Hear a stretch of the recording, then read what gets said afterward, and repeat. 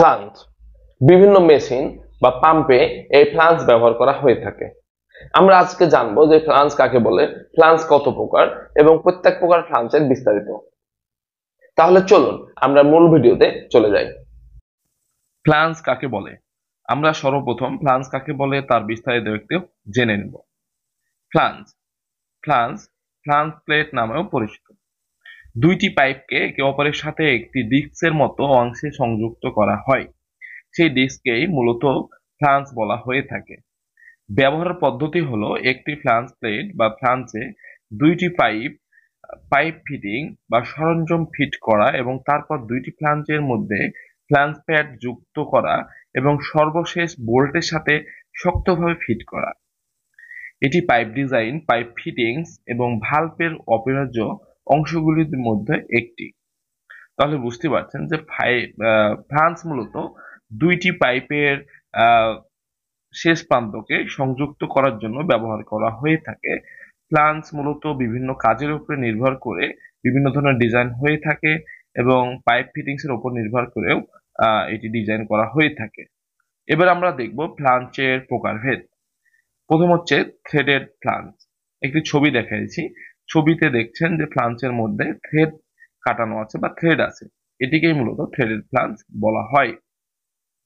2 number হচ্ছে socket weld flange. Socket weld flange দেখতে পাচ্ছেন যে ফ্লাঞ্জের মধ্যে একটি সকেট করা আছে এবং পাইপ ঢুকিয়ে এখানে মূলত ওয়েল্ডিং করা হয়ে থাকে। 3 নাম্বার হচ্ছে স্লিপ অন ফ্লাঞ্জ। দেখতে পাচ্ছেন যে ফ্লাঞ্জের একটি হালকা বিট আছে এবং এটিকে মূলত স্লিপ অন ফ্লাঞ্জ বলে। ল্যাপ জয়েন্ট ফ্লাঞ্জ। দেখতে পাচ্ছেন যে ফ্লাঞ্জের উপরে একটি বুশের মতো আছে, এটিকে মূলত ল্যাপ জয়েন্ট ফ্লাঞ্জ বলা হয়ে থাকে। ওয়েল্ডিং নেক ফ্লাঞ্জ। ওয়েল্ডিং নেক ফ্লাঞ্জ দেখতে পাচ্ছেন যেটি মূলত বেশি ব্যবহৃত হয়ে থাকে এবং অনেকে এই ফ্লাঞ্জটি চিনে আছেন বা চিনেন। 6 নাম্বার হচ্ছে ব্লাইন্ড ফ্লাঞ্জ। ব্লাইন্ড ফ্লাঞ্জ আপনারা দেখতে পাচ্ছেন যে মূলত ব্লাইন্ড ফ্লাঞ্জ কেমন হয়ে থাকে। 7 নাম্বার হচ্ছে এক্সপ্যান্ডার ফ্লাঞ্জ। এক্সপ্যান্ডার ফ্লাঞ্জ আপনারা ছবিতে দেখতে পাচ্ছেন। আমি পরবর্তীতে এক্সপ্যান্ড ফ্লাঞ্জের বিস্তারিত আপনাদের মাঝে আলোচনা করব। পরবর্তী হচ্ছে 8 নাম্বার রিং ফ্লাঞ্জ। রিং ফ্লাঞ্জের আমি ছবি দেখিয়েছি। এই রিং ফ্লাঞ্জ গুলো মূলত ফ্যাক্টরিতে বহুল ব্যবহৃত হয়ে থাকে। Orifice flange. অরিফিস ফ্লাঞ্জের ছবি আপনাদের দেখিয়েছি, এখানে অরিফিস ফ্লাঞ্জের ছবি দেখতে পাচ্ছেন। মূলত এটি হচ্ছে অরিফিস ফ্লাঞ্জ। আমরা ফ্লাঞ্জের প্রকারভেদ দেখলাম, এবার দেখব ফ্লাঞ্জের বিস্তারিত। আমরা ফ্লাঞ্জের বিস্তারিত একটু ভালোভাবে জানার চেষ্টা করব। Thread flange. একটি থ্রেড ফ্লাঞ্জ একটি স্ক্রু ফ্লাঞ্জ নামেও পরিচিত এবং এটির ফ্লাঞ্জ বোর্ডের ভিতর একটি থ্রেড থাকে যা পাইপের সাথে মিলিত মেল থ্রেডের সাথে পাইপের উপর ফিট করে। এই ধরনের যৌথ সংযোগ দ্রুত এবং সহজ কিন্তু উচ্চ চাপ ও তাপমাত্রা অ্যাপ্লিকেশনের জন্য উপযুক্ত নয়। থ্রেড ফ্লাঞ্জ গুলি বেশিরভাগ ইউটিলিটি পরিষেবা যেমন বায়ু ও জলে ব্যবহৃত হয়ে থাকে। তাহলে বুঝতে পারছেন যে থ্রেড ফ্লাঞ্জে মূলত থ্রেড কাটা থাকবে এবং পাইপের মাথায়ও থ্রেড কাটা থাকবে, যে পাইপের মাথাটি ফ্লাঞ্জের মধ্যে ঢুকে থ্রেড জয়েন্ট একটি তৈরি করবে এবং এই ফ্লাঞ্জটি মূলত বেশি বা উচ্চ শক্তি বা উচ্চ তাপমাত্রায় ব্যবহার করা যাবে না। 2 নাম্বার হচ্ছে socket weld flange. Socket weld ফ্লাঞ্জে একটি ফিমেল সকেট রয়েছে যাতে পাইপ লাগানো থাকে। ফিলেট ওয়েল্ডিং পাইপের উপর বাইরে থেকে করা হয়। সাধারণত এটি ছোট বোর পাইপিং এ ব্যবহৃত হয় এবং এটি শুধুমাত্র নিম্নচাপ ও তাপমাত্রা প্রয়োগের জন্য উপযুক্ত। তাহলে বুঝতে পারছেন যে সকেট ওয়েল্ড ফ্লাঞ্জে একটি গ্রুপ থাকে এবং একটি পাইপ সেই গ্রুপে প্রবেশ করিয়ে বাইরে থেকে ওয়েল্ডিং করা হয়, ফিলেট ওয়েল্ডিং। এটি মূলত হচ্ছে সকেট ওয়েল্ড ফ্লাঞ্জের মূল তত্ত্ব এবং এটি নিম্নচাপ ও নিম্ন তাপমাত্রায় প্রয়োগের জন্য উপযুক্ত। Slip on flange. Slip on ফ্লাঞ্জে পাইপের বাইরে ব্যাসের সাথে মিলে একটি ছিদ্র রয়েছে যেখানে থেকে পাইপটি যেতে পারে। ফ্লাঞ্জটি ভিতরে এবং বাইরে উভয় দিক থেকে ওয়েল্ডিং করা হয়, তার জন্য এই ফ্লাঞ্জটি অনেক শক্ত একটি ওয়েল্ড স্থাপন করে, মানে ওয়েল্ড জয়েন্ট স্থাপন করে।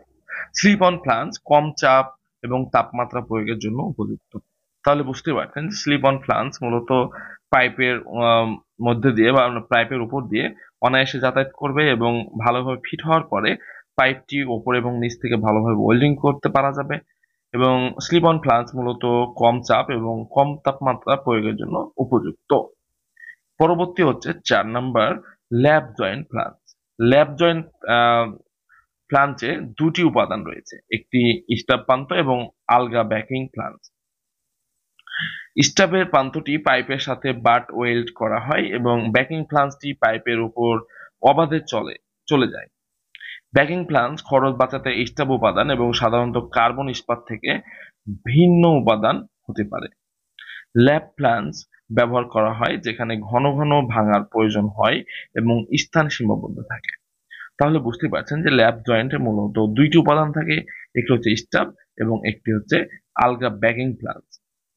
এই ল্যাপ জয়েন্ট ফ্লাঞ্চটির আপনাদেরকে পূর্বে আমি ছবি দেখিয়েছি, যে ছবিটি দেখলে আপনারা ল্যাপ জয়েন্ট ফ্লাঞ্চের বিস্তারিত বুঝতে পারবেন বা জানতে পারবেন আশা করি। 5 নাম্বার হচ্ছে ওয়েল্ডিং নেক ফ্লাঞ্চ। ঝালাই ঘাড় ফ্লাঞ্চ প্রক্রিয়া পাইপিং সবচেয়ে ব্যাপকভাবে ব্যবহৃত টাইপ। মানে বুঝতে পারছেন যে ওয়েল্ডিং নেক ফ্লাঞ্চ যে ফ্লাঞ্চের যে টাইপটি, এটি সবচেয়ে বেশি ব্যবহার হয় ফ্যাক্টরিগুলোতে, যা আপনার পূর্বে ছবি দেখেছেন। এটি একটি পাইপ দিয়ে বাট ঝালাই করা হয় বলে এটি যৌথ অখণ্ডতার সর্বোচ্চ স্তর দেয়। এই ধরনের ফ্লাঞ্চগুলি উচ্চ চাপ এবং তাপমাত্রা প্রয়োগে ব্যবহৃত হয়। ওয়েল নেক ফ্লাঞ্চগুলি অন্যান্য ধরনের ফ্লাঞ্চের ক্ষেত্রে ভারী এবং ব্যয়বহুল। তাহলে বুঝতে পারছেন যে ওয়েল্ডিং নেক ফ্লাঞ্চ সবচেয়ে বেশি ব্যবহার হয় এবং অত্যন্ত উচ্চ চাপ এবং তাপমাত্রা প্রয়োগে ব্যবহৃত করা যায় এবং ফ্লাঞ্চগুলোর ওজন বেশি এবং ব্যয়বহুল। এই ওয়েল নেক ফ্লাঞ্চগুলো একদম একটি বহুল ব্যবহৃত ওয়েল ফ্লাঞ্চ। ব্লাইন্ড ফ্লাঞ্চ। ব্লাইন্ড ফ্লাঞ্চ হলো একটি ফাঁকা চাকতি। এই ধরনের ফ্লাঞ্চগুলি অন্য ধরনের ফ্লাঞ্চের সাথে পাইপিং সিস্টেমকে বিচ্ছিন্ন করতে বা পাইপিংকে শেষ করতে ব্যবহৃত হয়। ব্লাইন্ড ফ্লাঞ্চগুলি জাহাজের ম্যানহোলের আবরণ হিসাবেও ব্যবহৃত হয়। তাহলে বুঝতে পারছেন যে ব্লাইন্ড ফ্লাঞ্চগুলো মূলত পাইপিং সিস্টেমকে বিচ্ছিন্ন করতে ব্যবহার করা হয়ে থাকে এবং এইটি মূলত জাহাজের ম্যানহোলে আবরণ হিসাবে ব্যবহার করা হয়ে থাকে।